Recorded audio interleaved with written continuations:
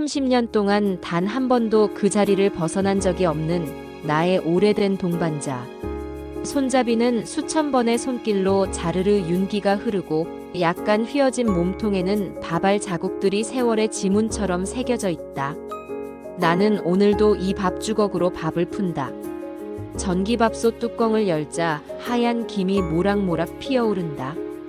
밥주걱을 넣어 살짝 섞으니 찰기 있는 밥 냄새가 좁은 부엌을 가득 채운다. 이 냄새 참 오래 맡았다. 실증날 법도 한데 이상하게 질리지 않는다. 아니, 질릴 틈이 없었다고 해야 맞겠다. 엄마 밥 됐어요? 작은 방에서 둘째 민준의 목소리가 들린다. 32, 아직 미혼이다.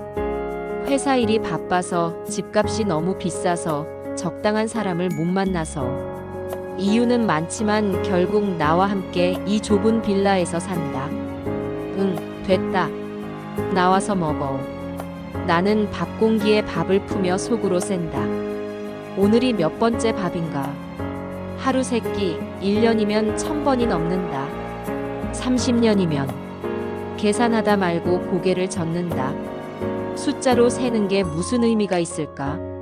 민주는 식탁에 앉아 스마트폰을 본다. 반찬 투정도 없고 말도 별로 없는 조용한 아이다.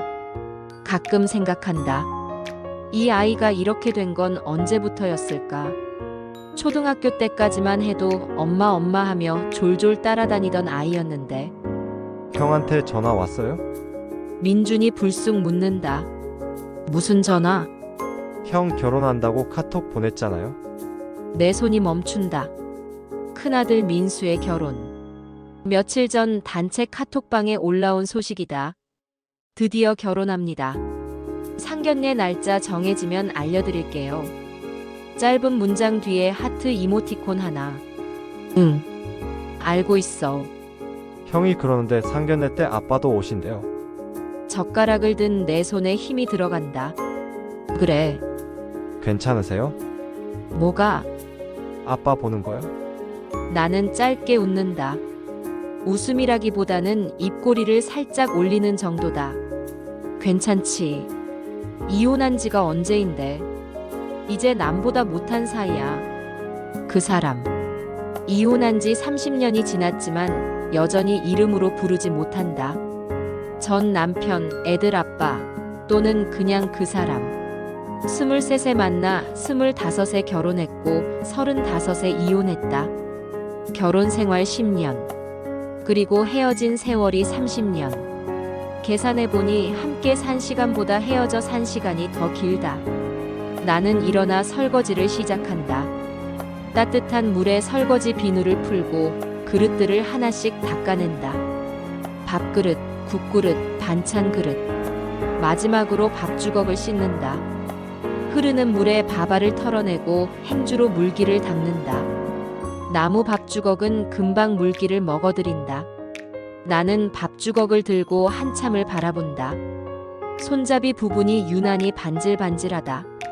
30년 동안 같은 자리를 잡고 같은 동작으로 밥을 푼 흔적이다.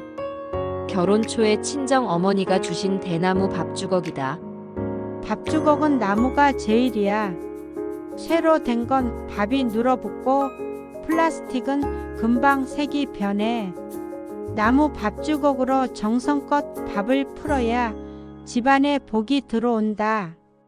친정 어머니는 그렇게 말하며 큰딸인 나에게 밥주걱을 건네셨다.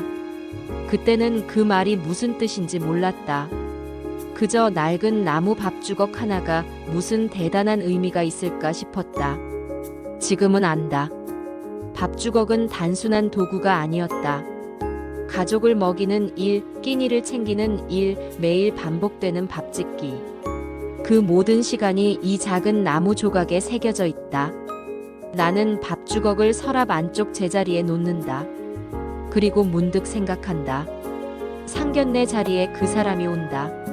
30년 만에 다시 마주 앉는다. 가슴 한편이 무겁게 가라앉는다. 며칠 후 큰아들 민수에게서 전화가 온다.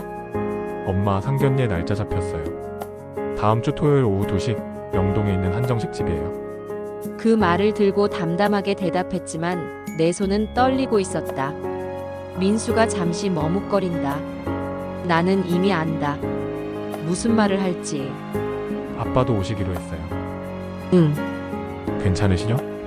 또 같은 질문이다. 아이들은 항상 묻는다. 괜찮으세요? 괜찮으시죠? 마치 자기들이 부모의 감정을 책임져야 하는 것처럼. 나는 그게 싫다. 아이들이 이런 걱정을 하는 게. 응, 괜찮아. 신경 쓰지 마. 근데 엄마, 아빠가 같이 사는 여자도 데리고 온대요. 뭐, 어차피 이혼한 거 다 알려진 상태고 같이 사는 아줌마가 전세자금 1억 보태준다면서 상견례 때도 그냥 아빠도 그냥 조용히 넘어갔으면 한다는데. 나는 한참 말을 할 수가 없었다. 입술을 깨물며 차오르는 화를 참았다. 알았어. 죄송해요. 엄마, 제가 아빠한테 다시 얘기해볼게요. 됐어. 신경 쓰지 마. 내 결혼식에 엄마가 해줄 수 있는 게 없어서 미안했는데 그렇게라도 너한테 도움이 된다면 엄마가 참아야지. 전화를 끊고 나는 한참을 멍하니 앉아 있다. 그 여자를 데리고 온다고? 30년 전 그날이 떠오른다. 법원 복도에서 서류에 도장을 찍던 순간 그 사람은 끝까지 고개를 들지 않았다. 미안하다는 말도 잘 살라는 말도 없었다. 그저 애들은 내가 키워. 양육비는 매달 보낼게라는 말만 남기고 돌아섰다. 양육비는 딱 1년 들어왔다. 그 후로는 연락이 끊겼다. 나는 혼자 두 아들을 키웠다. 낮엔 마트에서 계산원으로 일했고 밤엔 식당에서 설거지를 했다. 주말엔 동네 아파트 청소 일을 했다. 아이들이 학원에 가고 싶다고 하면 무슨 수를 써서라도 돈을 마련했다. 허리가 휘도록 일했다. 손이 트고 갈라졌다. 잠은 항상 부족했다. 하지만 아이들 앞에서는 괜찮은 척했다.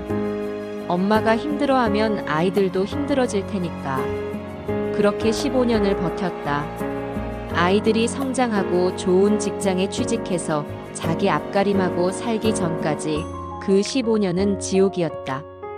그런데 지금 그 사람은 우리를 갈라서게 한 장본인을 데리고 나온다고 한다. 그날 밤 나는 천장을 바라보며 이런저런 생각을 한다. 상견례 자리에서 뭐라고 말해야 할까? 그 사람을 보면 어떤 기분이 들까? 30년 만에 마주하는 얼굴. 한때는 사랑했던 얼굴. 아니다. 사랑했다기보다는 익숙했던 얼굴이라고 해야 맞겠다. 결혼 생활 10년 동안 사랑보다는 의무가 더 컸다. 밥 짓고 빨래하고 청소하고 아이 돌보고. 그게 아내의 일이라고 생각했다. 그 사람도 그렇게 생각했다. 그 사람은 생활비도 자기가 관리하며 한 달에 얼마씩 내놓았다. 그 외에는 아무것도 하지 않았다. 육아도 집안일도 대화도. 하지만 아이들에게는 진심이었다. 시간 나면 아이들과 낚시 다니고 친구들과 야외 모임이면 나는 빼고 아이들은 데리고 다녔다. 그래도 괜찮았다. 아이들이 좋아한다면 나한테는 문제가 아니었다. 하지만 참을 수 없던 것은 다른 여자와 살림을 차린 것을 옆집 후배가 알려준 것이었다. 청천벽력 같은 믿기지 않는 이야기였지만 후배가 앞장서서 찾았기에 그저 먼 발치에서 바라만 보고 돌아왔다. 아이들과 나, 그 사람은 동네에서 다들 좋은 얘기들만 하는 가정이었다. 나는 수치스러웠다. 그래서 이사를 했다. 더 이상 참을 수 없어서. 상견례 날 아침 나는 일찍 일어나 옷장을 뒤진다. 뭘 입어야 할까? 평소 입던 옷들은 너무 소박하다. 그렇다고 새 옷을 살 여유도 없다.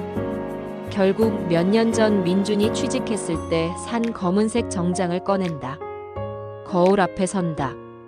65의 얼굴이 비친다. 머리카락 사이로 흰머리가 보인다. 눈가에는 주름이 깊게 패여 있다. 한숨이 나온다. 예쁘게 늙고 싶었는데 그럴 여유가 없었다. 피부 관리, 머리 손질, 운동. 그런 건 다른 세상 이야기 같다. 나는 그저 하루하루 버티며 살았다. 명동 한정식 집은 생각보다 고급스럽다. 긴장되어서인지 손바닥에 땀이 난다. 예약된 방으로 안내받았을 때 이미 먼저 와 있는 사람들이 보인다. 민수와 그의 약혼녀 미연, 그리고 미연의 부모님, 그리고 그 사람, 김태민. 30년 만에 보는 얼굴이다. 그 사람은 회색 정장을 입고 있다. 머리는 반백이 되었고 얼굴에는 주름이 깊게 패여 있지만 여전히 단정한 모습이다. 살은 좀 쪘다. 배가 나왔다. 옆에는 낯선 여자가 앉아 있다. 내 발이 멈춘다. 숨이 막힌다. 가슴이 답답하다. 엄마 들어가세요.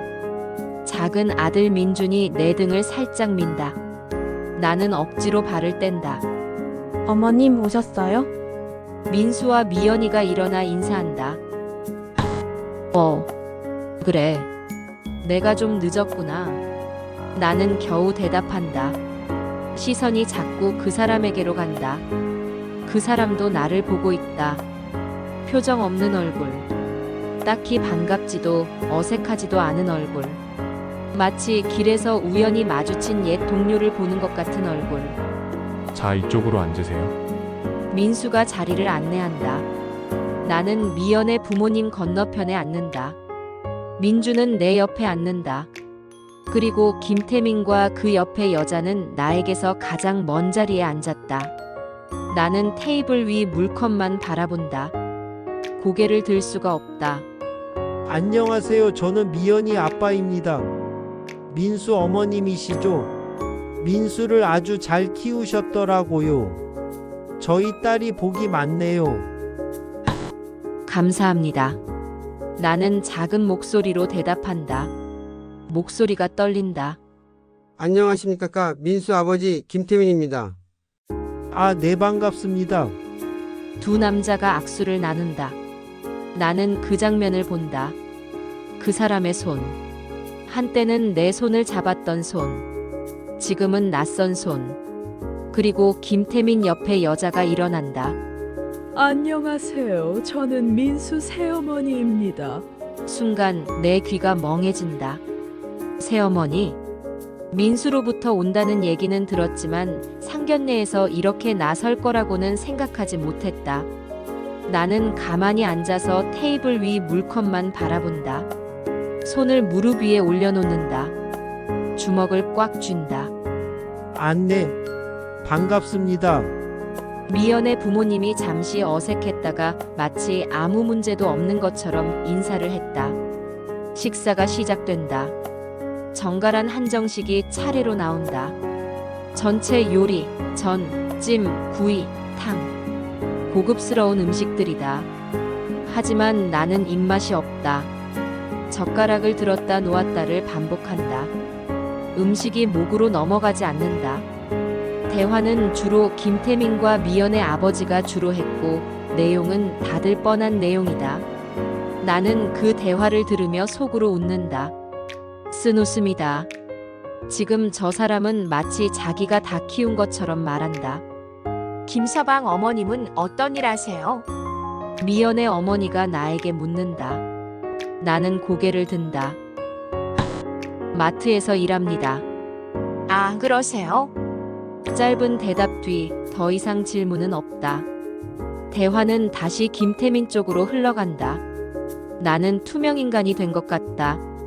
여기 있지만 없는 사람. 아무도 관심을 갖지 않는 사람. 나는 물만 마신다. 목이 마르다. 아니, 입이 마르다. 무슨 말을 해야 할지 모르겠다. 식사가 끝나고 민수가 결혼식 날짜와 장소를 알린다. 식은 2달 후 강남에 있는 웨딩홀에서 할 예정입니다. 미연의 부모님이 환하게 웃는다. 청첩장 나오면 제일 먼저 전달해드리겠습니다. 민수가 말한다. 나는 고개를 끄덕인다. 명단. 내 이름이 거기 들어갈까? 아니면 빠질까? 상견례가 끝나고 다들 일어난다. 인사를 나누고 각자 헤어진다. 나는 민준과 함께 식당을 나선다.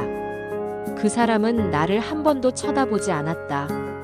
마치 나는 존재하지 않는 사람처럼. 집으로 돌아오는 길, 나는 한마디도 하지 않는다. 민준도 조용히 운전만 한다. 차 안에서 창밖만 바라본다. 흐릿한 내 얼굴이 유리창에 비친다. 늙었다. 많이 늙었다. 집에 도착해서 나는 현관문을 열고 들어간다. 신발을 벗고 거실로 들어가 소파에 주저앉는다. 온몸에서 힘이 빠진다. 민준아, 너 형한테 연락 좀 해봐. 왜요? 그냥 할 말이 있어. 민주는 휴대폰을 꺼내 민수에게 전화를 건다. 형, 엄마가 할 말 있대. 민준이 휴대폰을 나에게 건넨다. 나는 전화를 받는다. 엄마 무슨 일이에요? 민수야, 청첩장에 내 이름 들어가는 거 맞지? 큰아들 민수는 답이 없다. 신랑 측 부모 명단에 내 이름은 들어가냐고. 전화기 너머로 잠시 침묵이 흐른다. 나는 기다린다. 가슴이 두근거린다. 엄마 죄송해요. 내 손에 힘이 들어간다. 휴대폰을 꽉 쥔다. 아빠가 새엄마 이름만 넣는 게 좋겠대요. 새엄마가 저희 결혼에 1억을 주는데 청첩장에 엄마 이름이 둘씩 들어있는 청첩장이 어딨냐고? 나는 말문이 막힌다. 숨이 막힌다. 가슴이 답답하다. 그래서 뭐? 나는 존재하지 않는 사람이야? 엄마 그게 아니라 나는 15년 동안 너희 둘 키우느라 허리가 휘도록 일했어. 그런데 지금 내 결혼식 명단에서 내 이름이 빠진다고? 엄마 진정하세요. 진정해? 어떻게 진정해? 내 목소리가 높아진다. 처음 내보는 큰 소리에 작은 아들 민준이 놀라서 나를 본다. 나는 신경 쓰지 않는다. 너희 아빠는 양육비 1년 보내고 연락 끊었어. 나는 혼자 너희 밥 먹이고 학교 보내고 대학까지 보냈어. 그런데 지금 와서 결혼 미천 못 도와준다고 명단에서 빼. 엄마 너도 그렇게 생각해? 민준이 자기 방으로 들어간다. 나는 혼자 소파에 앉아 한참을 멍하니 있는다. 눈물이 난다. 억울해서 화가 나서 슬퍼서 여러 감정이 뒤섞여 눈물이 흘러내린다. 나는 손으로 얼굴을 감싼다. 소리 없이 운다. 왜 나만 이렇게 힘들까? 왜 나만 상처받아야 할까? 왜 나는 항상 뒷전일까? 나는 부엌으로 간다. 서랍을 연다. 30년 된 밥주걱이 거기 있다. 나는 밥주걱을 꺼내 손에 쥔다. 묵직한 무게가 느껴진다. 이제 정말 이야기해야지. 중얼거린다. 하지만 지금껏 말하지 않았던 이야기를 새삼스럽게 꺼낸다는 것이 망설여진다. 나는 밥주걱을 쥔 채 주저앉는다. 부엌 바닥에 털썩 주저앉아 소리 없이 운다. 30년 동안 이 밥주걱으로 수만 번 밥을 퍼냈다. 가족을 위해, 아이들을 위해, 한때는 그 사람을 위해. 그런데 지금 나는 어디에 있는가? 명단에서 빠진 이름. 투명인간처럼 취급받는 존재. 새엄마라는 사람 옆에서 초라하게 앉아있던 내 모습. 눈물이 밥주걱 위로 떨어진다. 나무가 눈물을 머금는다. 30년 동안 내 손때를 머금었던 것처럼. 다음 날 아침 나는 평소처럼 밥을 짓는다. 전기밥솥에 쌀을 씻어 넣고 물을 맞춰 버튼을 누른다. 기계음이 울리며 밥이 지어지기 시작한다. 몸은 자동으로 움직인다. 생각하지 않아도 손이 알아서 움직인다. 작은 아들 민주는 방에서 나오지 않는다. 어젯밤 일로 눈치를 보는 것 같다. 나는 혼자 아침을 먹는다. 밥 한 공기에 김치 몇 점. 간단한 식사다. 맛은 없다. 밥을 삼키는 것도 힘들다. 그래도 먹는다. 안 먹으면 쓰러진다. 나는 쓰러질 수 없다. 설거지를 하고 빨래를 돌리고 청소를 한다. 일상은 계속된다. 슬프든 화가 나든 밥은 지어야 하고 빨래는 돌려야 한다. 오후쯤 휴대폰에 문자가 온다. 민준이다. 엄마, 어제 고생했어요. 나 지금 형 만나러 가요. 짧은 문장이다. 하지만 그 한 줄이 내 가슴을 울린다. 나는 한참을 그 문자를 바라본다. 눈물이 또 난다. 이 아이는 항상 이렇다. 말은 없지만 엄마의 마음을 안다. 나는 답장을 보낸다. 괜찮아. 걱정 마. 민준에게서 다시 답장이 온다. 형한테 제가 얘기했어요. 명단에 엄마 이름 꼭 넣으라고. 나는 휴대폰을 내려놓고 소파에 앉는다. 아이들은 컸다. 이제 30을 훌쩍 넘긴 어른들이다. 하지만 여전히 부모의 문제로 상처받고 있다. 나는 생각한다. 이혼할 때 아이들에게 뭐라고 말했던가. 엄마 아빠는 이제 따로 살기로 했어. 하지만 너희를 사랑하는 건 변하지 않아. 그때 민수는 14살, 민주는 9이었다. 아이들은 울지 않았다. 그저 고개만 끄덕였다. 하지만 그 후로 집안의 분위기는 달라졌다. 민수는 말수가 줄었다. 학교에서 돌아오면 방문을 닫고 나오지 않았다. 성적은 떨어졌고 친구들과도 어울리지 않았다. 나는 걱정했지만 어떻게 해줄 수가 없었다. 일하느라 바빴다. 민주는 더 조용해졌다. 원래도 말이 없는 아이였지만 이혼 후에는 거의 입을 열지 않았다. 나에게 뭔가를 요구하는 일도 없었다. 학원에 가고 싶다고도 뭘 사달라고도 하지 않았다. 나는 아이들에게 미안했다. 하지만 어쩔 수 없었다. 아이들은 모른다. 나에게는 사업에 돈이 많이 들어갔고 잘못되면 나도 빚을 안게 될 거라며 서류상 이혼을 하자는 것이었다.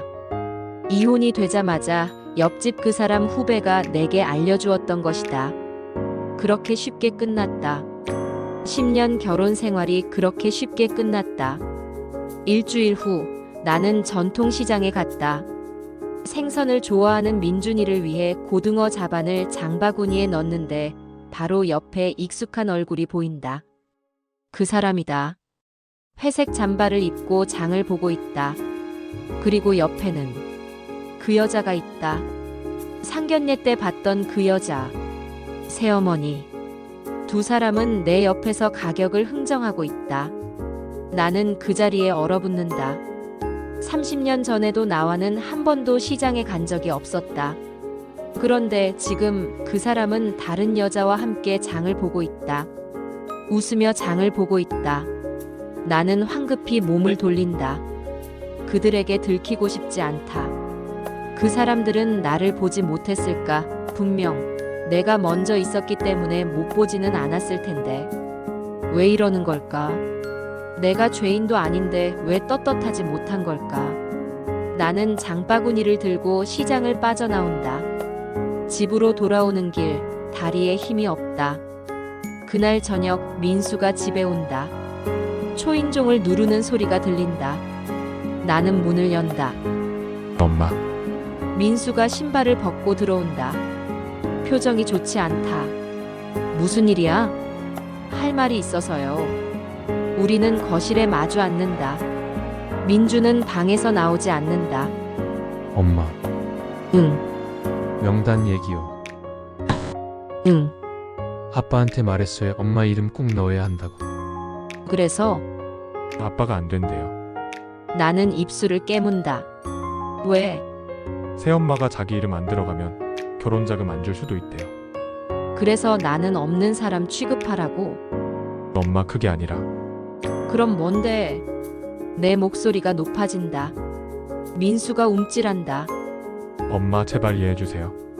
뭘 이해해? 15년 동안 너희 키운 게 나야. 그런데 지금 내 결혼식에서 나는 투명 인간이야?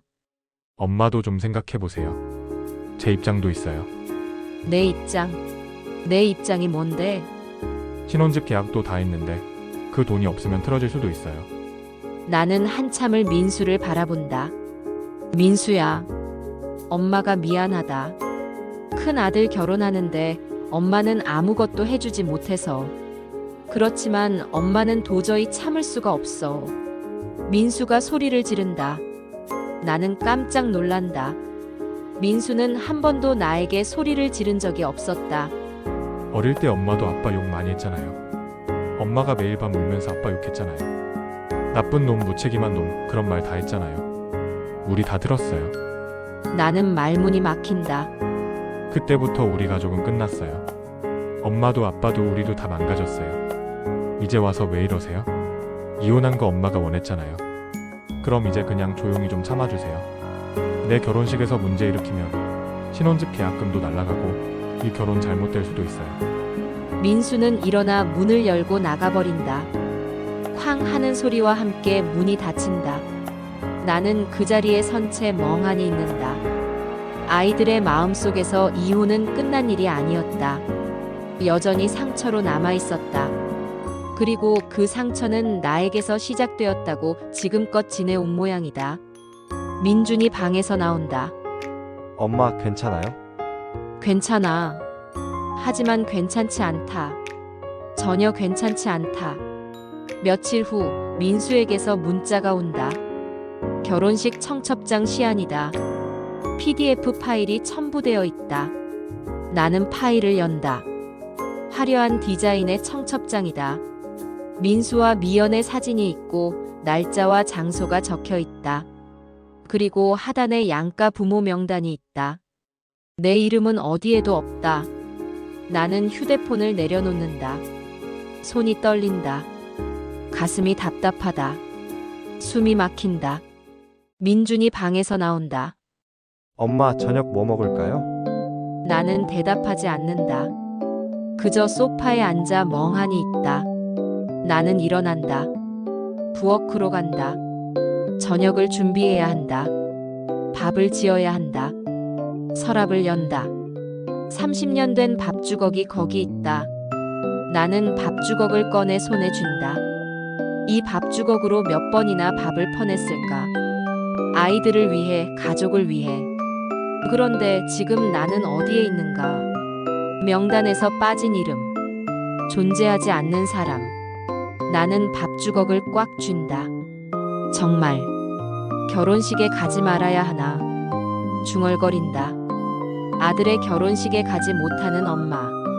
그런 엄마가 되어야 하나? 하지만 가지 않을 수 없다.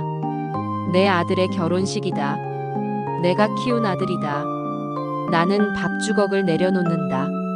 전기밥솥에 쌀을 씻어 넣는다.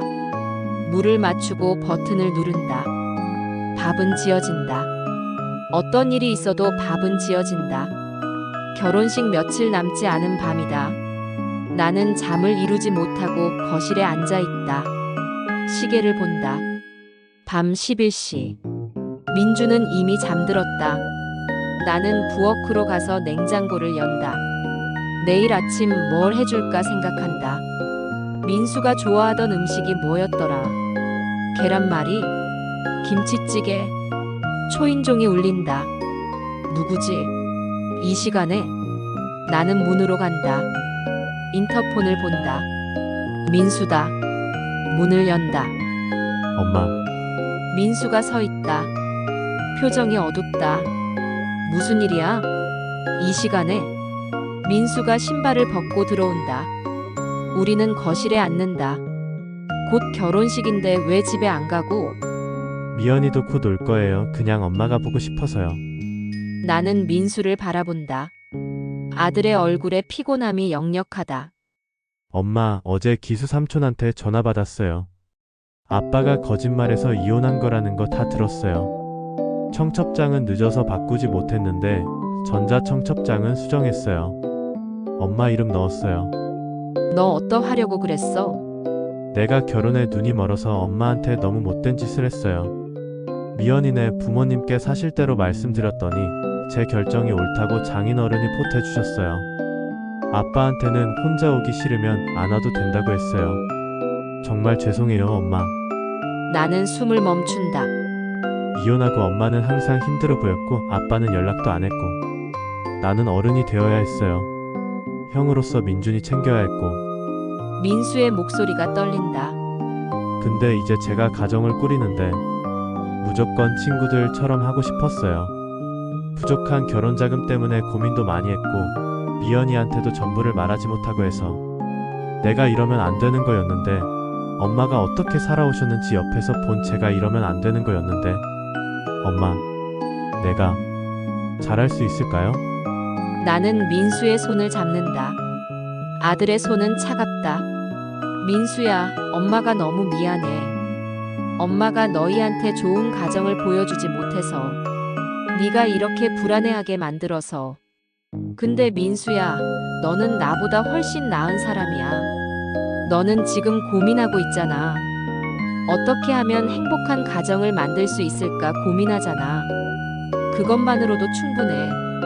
민수가 고개를 숙인다. 엄마, 나 사실 배고파요.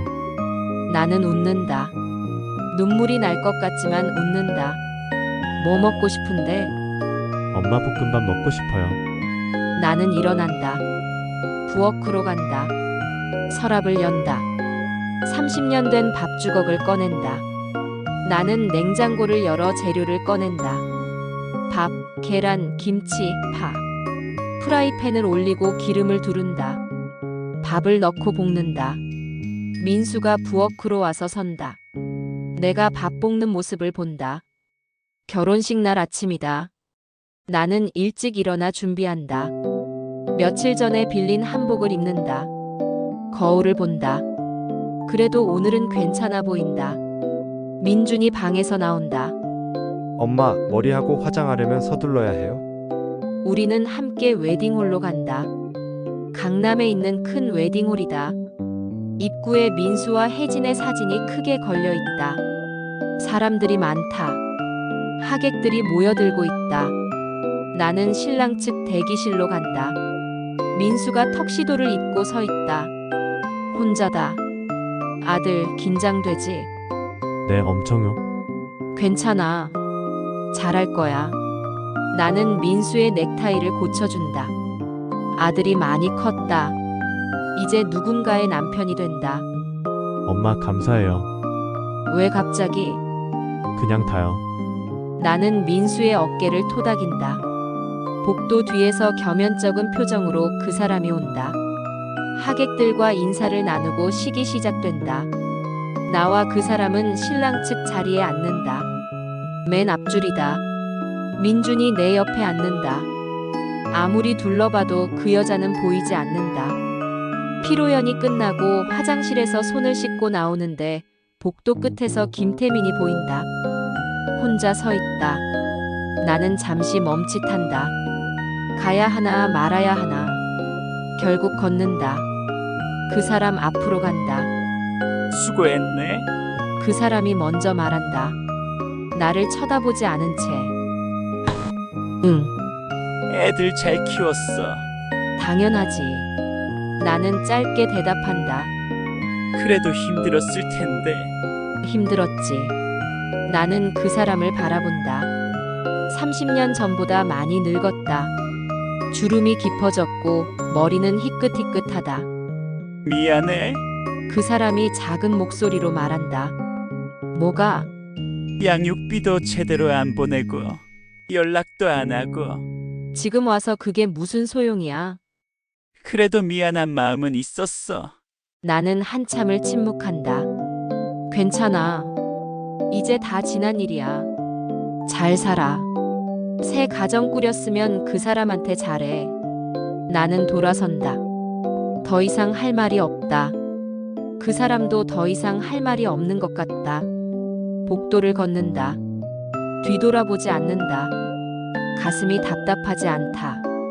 화도 나지 않는다. 그저 담담하다. 큰 아들은 이렇게 끝났구나. 작은 아들은 어떡하나 하는 생각이 든다. 결혼식이 끝나고 며칠 후 나는 시장에 간다. 민수와 미연을 위해 줄 선물을 사러 가는 길이다. 무엇을 사야 할까 고민하다가 문득 생각이 난다. 밥주걱. 나는 주방용품 가게로 간다. 여러 밥주걱이 진열되어 있다. 플라스틱, 스테인리스, 나무. 나는 나무 밥주걱을 고른다. 이거 주세요. 나는 그것을 받아들고 민수의 신혼집으로 간다. 초인종을 누른다. 민수가 문을 연다. 신혼집은 깨끗하고 봤다. 아직 짐을 다 풀지 않았는지 박스들이 여기저기 쌓여 있다. 미연이는 회사 갔지요. 그렇구나. 나는 가방에서 포장된 밥주걱을 꺼낸다. 이거 너희 줄 선물이야. 이게 뭐예요? 민수가 포장을 뜯는다. 나무 밥주걱이 나온다. 밥주걱이네요. 응. 새 밥주걱. 민수가 밥주걱을 손에 쥐고 나를 본다. 엄마 밥주걱은 30년 됐어. 엄마가 결혼할 때 외할머니가 주신 거야. 네, 그 밥주걱으로 너희 아빠 밥도 퍼주고 너희 밥도 퍼줬어. 40년 동안. 나는 잠시 말을 멈춘다. 감정이 북받쳐 오른다. 민수야, 이 밥주걱으로 미연이 밥을 퍼줘. 아니, 미연이가 내 밥을 퍼줄 수도 있겠지. 어쨌든 이걸로 행복한 집 냄새를 만들어봐. 엄마, 매일 밥을 짓고 함께 먹고 그렇게 가족이 되는 거야. 밥을 나눠 먹는다는 건 그런 의미야. 민수가 밥주걱을 꽉 쥔다. 엄마, 저 잘할 수 있을까요? 물론이지. 너는 나나 네 아빠보다 훨씬 나은 사람이야. 민수가 고개를 끄덕인다. 그리고 민수야, 네, 가끔 엄마 집에 밥 먹으러 와. 30년 된 밥주걱으로 퍼준 밥도 먹어야지. 민수가 눈물을 글썽이며 웃는다. 네, 엄마. 자주 갈게요. 나는 민수를 안는다. 아들이 내 품에 안긴다. 사랑해, 민수야. 저도요, 엄마. 집으로 돌아오는 길, 나는 가벼운 마음으로 걷는다. 오랜만에 가슴이 따뜻하다. 며칠 후 민수와 미연이, 민준이 한자리에 모였다. 30년 전 밥주걱 하나로 시작한 나의 이야기. 상처도 많았고 아픔도 많았다. 하지만 여기까지 왔다. 그것만으로 충분하다. 나는 밥을 한 숟가락 더 뜬다. 여전히 따뜻하다. 밥은 여전히 따뜻하다. 하지만 여기 있다. 함께 밥을 먹고 있다. 그것만으로 충분하다. 30년 된 밥주걱은 이제 민수에게 주었다. 그 밥주걱으로 손주들까지 밥을 퍼주라고. 세월이 흘렀다. 많은 일이 있었다. 이혼도 했고 혼자 아이들을 키웠고 상처도 많이 받았다. 하지만 후회하지 않는다. 내가 지은 밥으로 아이들이 자랐다. 그 아이들이 또 다른 가족을 만들었다. 밥주걱 하나로 시작한 이야기가 이렇게 이어지고 있다. 완벽한 가족은 없다. 완벽한 엄마도 없다. 그저 매일 밥을 짓고 함께 먹고 그렇게 살아가는 것. 그게 가족이다. 이혼할 때 그 사람은 말했다. 애들은 내가 키워. 나는 키웠다. 30년 된 밥주걱과 함께. 그리고 지금 나는 안다. 밥을 짓는다는 것은 단순히 끼니를 만드는 게 아니라는 것을. 그것은 사랑을 나누는 일이라는 것을. 하루하루 한 끼 한 끼 정성을 다해 밥을 짓는 것. 그것이 내가 가족에게 줄 수 있는 최선의 사랑이었다는 것을. 나는 창밖을 본다. 봄 햇살이 따스하다. 내일도 밥을 지을 것이다.